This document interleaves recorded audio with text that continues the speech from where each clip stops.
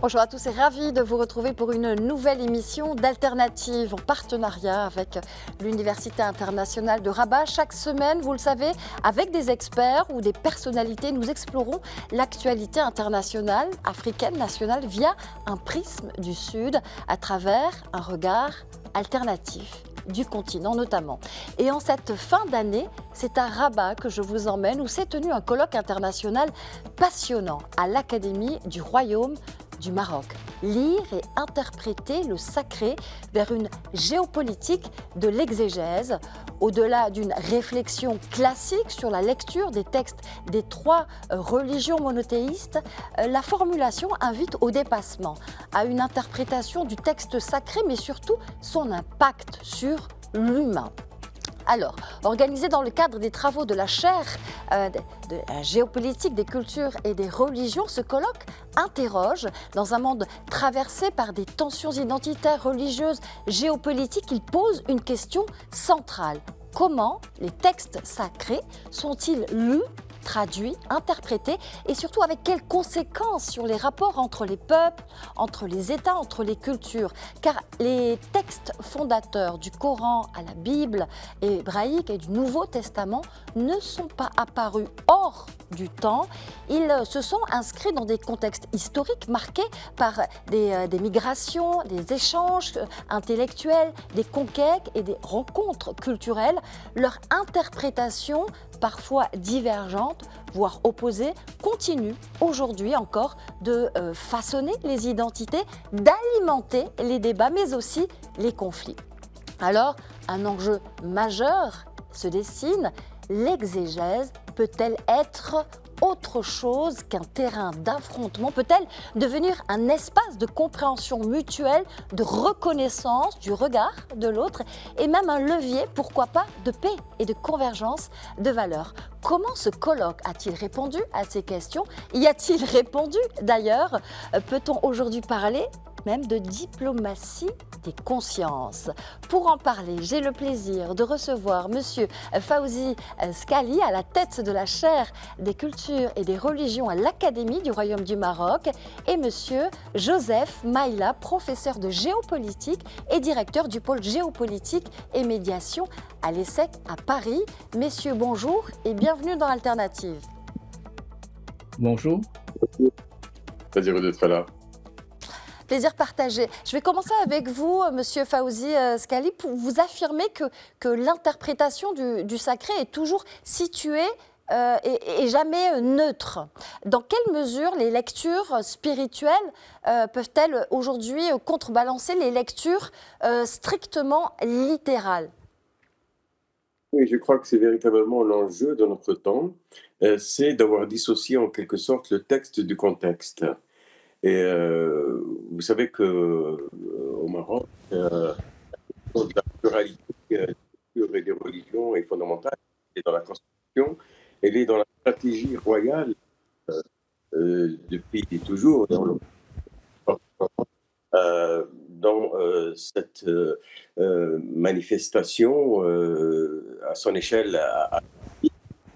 Donc, il s'agit de ramener les choses à leur actualisation, à la fois historique, à la fois culturelle, à la fois civilisationnelle, et de comprendre comment est-ce que ces approches-là vont faire une différence totale, parce que ce dont il s'agit, c'est véritablement l'ADN des civilisations, les textes et leur herméneutique, finalement nos sociétés, nos cultures.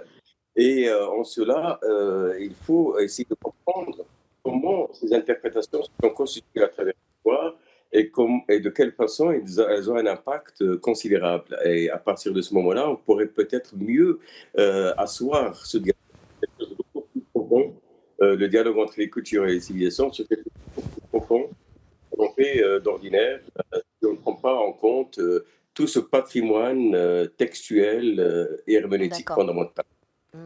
Alors, Monsieur Joseph Maïla, vous avez vous aussi participé à ce colloque international. D'abord, un premier mot sur l'originalité de ce colloque. Et puis aussi, peut-être, pouvez-vous nous dire si les lectures spirituelles peuvent aujourd'hui réellement peser face aux logiques de pouvoir?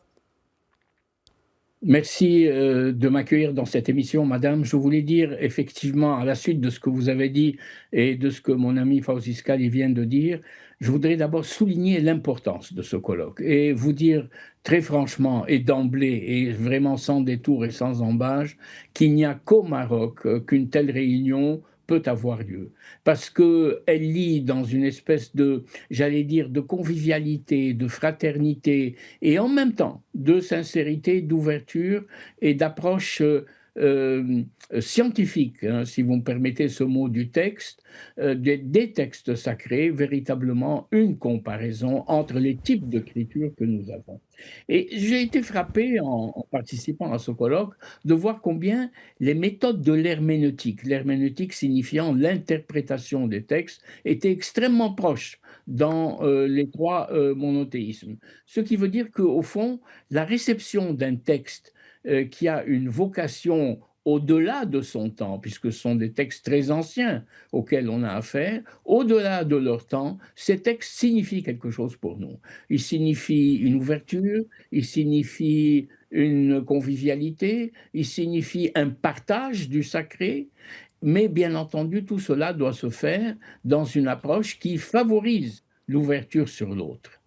Et bien entendu, votre question extrêmement pertinente, et je vous en remercie, de savoir si une telle approche pouvait contrebalancer, si j'ose dire, les approches beaucoup plus politiques ou beaucoup plus dominées par des logiques de pouvoir. Est-ce qu'elle pouvait les contrebalancer? Moi, je le crois sincèrement, parce qu'un des problèmes, une des questions, un des défis lancés au monothéisme, c'est d'interpréter les textes de telle manière de permettre la pacification des esprits, l'ouverture sur l'autre.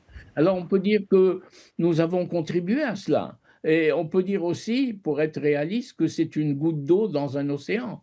Mais ce n'est que comme ça que l'on fait évoluer les consciences, qu'on ouvre les intelligences. Et il faut espérer qu'on puisse répercuter ces approches sur des logiques moins fondamentalistes, plus soucieuses de l'entente, plus à la recherche d'un consensus, et qui est au fond le socle commun de ces textes. On n'a pas à les inventer, on n'a pas à inventer ce consensus, il suffit de le révéler. Et je crois que ça a été le grand apport de ce colloque. Un grand apport de ce colloque. Joseph Maïla, j'aimerais aller un peu plus loin avec vous du point de vue géopolitique, puisque c'est votre spécialité. L'histoire montre que certaines interprétations scripturaires ont accompagné des dynamiques de domination, de conquête et de légitimation du pouvoir. Est-ce qu'on peut dire aujourd'hui que l'exégèse est devenue au fil du temps un outil stratégique au même titre que le droit ou le discours politique? Et là, je parle à travers ce colloque auquel vous avez assisté. Oui, mais écoutez, je suis absolument d'accord sur la manière dont vous posez la question. Parce qu'effectivement, une interprétation littérale, par exemple, peut prendre le texte, le sortir de son contexte et littéralement interpréter les révélations qui sont faites à travers ces textes comme des injonctions, en faisant fi du contexte qui a changé, en oubliant le sens et en privilégiant le mot sur la parole. Le mot, c'est ce qui est écrit. La parole, c'est l'inspiration du mot. Est-ce que les textes sacrés ont voulu nous dire, par-delà leur époque, par-delà leur contexte spécifique, parce qu'elles ont eu des contextes spécifiques, et en même temps partir vers une interprétation, une herméneutique du sacré. Fawzi Skali a très bien fait de mettre ce colloque sous un sous-titre, si j'ose dire. C'était l'interprétation du texte selon les monothéismes et avec leur tradition d'exégèse, mais en même temps, il ajoutait avec le regard de l'autre. Qu'est-ce que ces textes nous disent en ce qui concerne le rapport à l'autre? Et je crois que c'est absolument passionnant, parce qu'on ouvre ici une espèce de focus, si vous me permettez le mot au sens latin du terme, parce que ce mot est dévalorisé aujourd'hui, mais une espèce de focalisation, d'ajustement de la parole considérée comme divine par les croyants, mais dans son rapport avec l'altérité, et non pas dans son rapport avec une espèce d'absolu mondain, Mm. c'est-à-dire un absolu qui pense l'affirmation du religieux pour conforter les pouvoirs, comme font les fondamentalismes, pour justifier des pratiques extrêmes, pour justifier parfois le rejet et l'exclusion de l'autre. Et tout cela, quand vous pensez l'exégèse dans son rapport à l'altérité, ce qu'elle nous dit sur nous-mêmes, mais ce qu'elle nous dit aussi, parce que nous ne sommes pas seuls au monde, dans notre rapport avec l'autre, là, vous ouvrez une voie qui précisément peut faire, peut ébranler en quelque sorte des lectures unilatérales, littérales, collant aux mots du texte et qui font oublier véritablement que ces textes nous aident à vivre ensemble. Et c'est Alors, cela qui est le plus important. oui, c'est important et on va continuer à ouvrir cette voie dont vous parlez, Monsieur Joseph Maïla, et se rapprocher du sens et prendre plus de distance avec le mot, comme vous dites. Je vais m'adresser à Monsieur Fawzi Skali. Qu'en pensez-vous? Existe-t-il aujourd'hui, Fawzi Skali, selon vous, des garde-fous spirituels face à cette instrumentalisation des textes qui sont faits aujourd'hui, à la lumière aussi de ce que vient dire Monsieur Joseph Maïla? Absolument, c'est toute la question. C'est pour ça que le cadre d'une recherche académique est fondamental, parce qu'il s'agit de voir comment toutes ces traditions se constituent dans le temps, précisément avec ces médiations, ces garde-fous dont vous avez parlé, et qui sont fondatrices d'un vivre ensemble, d'identité collective, finalement, une possibilité d'avoir des valeurs spirituelles dans un contexte relativement apaisé. Et aujourd'hui, comme vient de le dire Monsieur Maïla, Joseph, cette question de décontextualisation est fondamentale. On le voit aujourd'hui avec le numérique, puisque aujourd'hui, cette médiation vole en quelque sorte en éclat avec euh, circulation des textes, des interprétations qui deviennent beaucoup plus des slogans la plupart du temps que véritablement des interprétations ou des herméneutiques. Et tout cela fait qu'il y a une sorte de fragmentation qui devient extrêmement préoccupante. Et c'est pour cela qu'il y a là des théologiens, des diplomates, des spécialistes des textes sacrés, coranistes, biblistes, ensemble, donc dans cette transdisciplinarité, qui vont travailler ensemble pour reconstituer aussi dans le savoir la question de la transmission et de la médiation.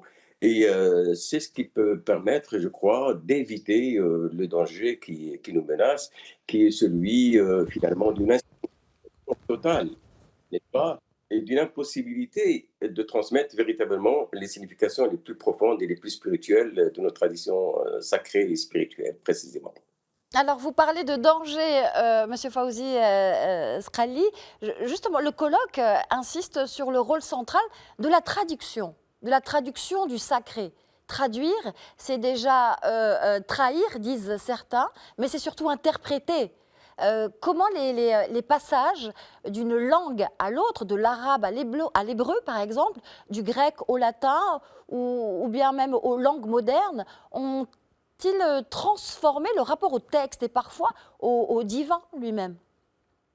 Et ça, c'était l'une des thématiques passionnantes qui a été Qu'est-ce qu'il présente en est sur le site. ressorti? Oui, oui. Bien, justement, par exemple, prenons un exemple. Le texte coranique a été traduit dans le monde latin au XIIe siècle pour la première fois par Robert de Clayton. Et donc, c'était dans le contexte des croisades de l'époque. On avait besoin du côté occidental de connaître le texte, évidemment, puisqu'il y avait une forme de conflit qui était présent. Et puis, lorsqu'on voit c'est la façon dont cette réception du texte a évolué à travers les âges, eh bien, on voit que la traduction aussi a totalement changé. En l'occurrence, au XVe siècle, à l'époque ottomane, et puis à l'époque, un petit peu avant, à l'époque de l'imprimerie, donc le texte était accessible. et puis plus tard, avec les Lumières occidentales, où la traduction devient beaucoup plus savante et non pas polémique, et où le texte coranique a été réceptionné par des personnalités comme Victor Hugo, Lamartine, enfin toute l'époque romantique, jusqu'à Napoléon. N'est-ce pas? Il y a même un livre qui s'intitule Le Coran de Napoléon, en l'occurrence par la traduction de Savary. Donc tout ça montre que le contexte géopolitique international va faire que la réception même du texte et la façon dont on traduit va changer complètement. Alors aujourd'hui, on tombe un petit peu encore dans la même situation où il s'agit de pouvoir apporter une traduction la plus étymologique possible, tout en essayant de ne pas être littéraliste et garder le foisonnement du sens. Et donc, il y a beaucoup de traditions, et ici j'ai Masson, Berthe et d'autres encore, je ne vais pas revenir sur les détails, mais la question de la traduction est une question aussi de la façon dont le sens peut changer complètement selon le contexte, parce qu'il ne s'agit pas simplement d'une langue, il s'agit de transmuter en quelque sorte une D'accord. information d'un contexte culturel à un autre. Et les connotations sémantiques ne sont pas les mêmes, évidemment, on le comprend, dans la langue de pays et dans la langue de départ. Monsieur Joseph Maïla, justement, Oui. langue de départ, langue d'arrivée, ces transformations ont-elles eu un impact mesurable, si je puis dire, sur les équilibres politiques et culturels, selon vous?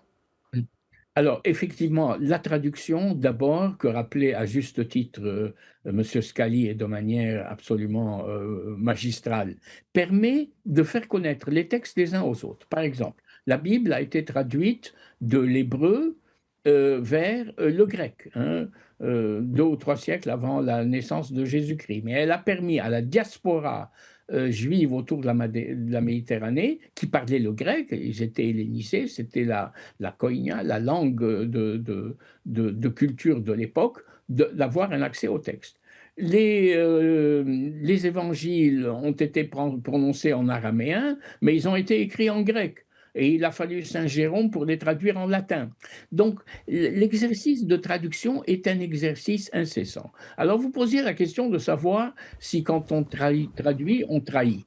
Alors, d'une certaine manière, aucune traduction ne pourra rendre complètement le sens du texte. C'est pour cela que nous avons besoin d'un éclairage, que ce soit sémantique, que ce soit simplement linguistique, ou que ce soit contextuel, pour comprendre le sens des mots dans le contexte dans lequel ils ont été prononcés. Mais l'influence sur la géopolitique, pour revenir à votre question, est majeure. Pourquoi? Parce que ce qui se passe et qui est en dehors de toute exégèse théologique, institutionnalisée, reconnue par les autorités religieuses de chacun des 3 monothéismes, c'est ce que j'appelle l'interprétation sauvage des textes ou spontanée des textes, ou des gens qui ne sont pas à même de comprendre toute la richesse, toute la subtilité de ces textes, s'en emparent et font de la référence religieuse une espèce de programme politique. Comment au Proche-Orient, on fait appel à la référence biblique, à la référence religieuse pour parler d'autres choses, au fond, pour imposer des logiques politiques. Regardez en Afrique. Regardez la situation du Nigeria, où certains textes sont invoqués de la pire manière pour permettre les violences les plus inadmissibles, celles qu'aucun texte religieux ne peut ni légitimer, ni justifier, ni accepter. Donc, les répercussions de cette interprétation du texte ne restent pas limitées à simplement des spécialistes des Écritures sacrées, mais leurs conséquences politiques majeures, celles qui font véritablement bouger les consciences, mobiliser les foules, comme on dit aujourd'hui dans un certain langage politique, qui font que les gens descendent dans la rue, prononcent ou proclament ou manifestent des slogans qui se rapprochent du sacré pour faire accepter des logiques politiques qui sont les leurs, font effectivement D'accord. que ce travail d'interprétation est fondamental pour ne pas qu'il aille dans le sens de ces écueils extrêmement pénibles et difficiles pour l'humanité entière, croyante ou pas croyante. Alors Fawzi Srali, justement, la spiritualité peut-elle encore résister à cette captation politique dont parlait à l'instant Monsieur Joseph Maïla, selon vous? Oui, on part d'un principe et c'est pour cela que, comme le disait Joseph tout à l'heure, le fait que ça se passe au Maroc a une signification particulière parce qu'au Maroc, il y a cette conviction fondamentale que les religions sont porteuses de valeurs spirituelles essentielles pour l'humanité et que plus encore que ces religions porteuses de valeurs spirituelles euh, peuvent travailler ensemble pour finalement un monde plus apaisé et puis finalement pour la dignité humaine parce que sans spiritualité l'homme n'est pas grand-chose. Alors donc c'est à partir de ce principe que nous travaillons ensemble, alors avec d'autres traditions, la tradition juive, la tradition chrétienne, pour donc faire que les religions puissent atteindre cet objectif, cette finalité, et aller dans ce sens. C'est l'art de Chardin qui montre converge. Donc cette verticalité, elle est fondamentale, et je crois qu'elle est essentielle dans le monde dans lequel nous entrons de plus en plus, qui est un monde déshumanisant, qui est c'est celui d'une technologie qui ramène l'homme à une sorte de machine performante, mais qui le rend infirme de la partie la plus importante en lui, qui est la partie sacrée. Et donc, ce dont on parle là, c'est un enjeu civilisationnel majeur. Alors, on va poser une dernière question à Monsieur Joseph Maïla. Dans votre travail, et vous l'avez dit tout à l'heure, votre travail sur la médiation internationale notamment, vous observez donc, vous l'avez dit, une prise en compte croissante des facteurs religieux et interprétatifs dans la résolution des conflits ou des dimensions, voilà. Reste-t-elle marginale dans les instances diplomatiques aujourd'hui? Le religieux est-il encore perçu comme un problème plutôt qu'une ressource finalement? Alors, je vais m'inscrire effectivement en faux contre ceux qui pensent que le religieux est aujourd'hui un problème pour les diplomaties et notamment les plus laïques d'entre elles, hein, pour dire les choses comme elles sont. Au contraire, les religions sont un facteur, interviennent dans les conflits, de manière positive aussi bien que de manière négative. Il ne faut pas insister sur le seul aspect négatif, mais ce qui est intéressant, c'est qu'elles sont de plus en plus prises en compte dans les diplomaties de rapprochement entre des parties au conflit pour véritablement faire participer les religieux et faire mobiliser les valeurs religieuses dans des pays en conflit, notamment autour des conflits que vous avez appelés tout à l'heure identitaires et qui ont souvent comme substrat le religieux pour véritablement les réconcilier. D'autre part, du point de vue de la diplomatie internationale, vous avez nombre d'instances internationales qui interprètent les droits de l'homme et le respect de la liberté religieuse, de la liberté de conscience, de la liberté de pratiquer son culte, etc. C'est devenu un des motifs qui était inscrits au titre général des droits de l'homme, hein, mais qui aujourd'hui sont pris en considération pour faire véritablement de ces valeurs des normes qu'une société apaisée doit respecter. Donc on voit la diplomatie à la fois avancer sur le terrain des conflits et de leur résolution en associant le et les religieux, et d'un autre côté, on voit les grands textes qui structurent les rapports internationaux, notamment les droits de l'homme, être véritablement interprétés pour qu'ils intègrent la dimension de la liberté religieuse, du respect de l'autre dans ses croyances, comme des parties obligées, si j'ose dire, dans la construction de nations en paix avec elles-mêmes et de sociétés réconciliées.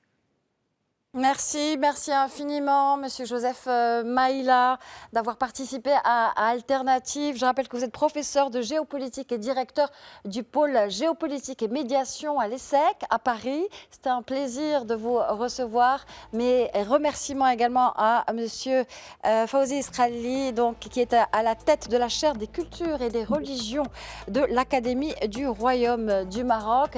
Un plaisir et vraiment un dialogue passionnant. On va retenir que ce colloque nous rappelle aussi une chose essentielle, c'est que les textes sacrés ne parlent jamais seuls.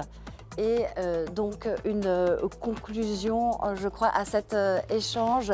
Et merci encore à votre engagement des textes donc, qui sont parfois instrumentalisés à l'heure des crispations, identités, des fractures. La question est peut-être donc n'est plus seulement ce que dit le texte, mais comment nous acceptons de le lire et surtout comment nous acceptons que l'autre le lise différemment. Merci à tous les deux, c'était un plaisir. C'est la fin d'Alternative. À la semaine prochaine.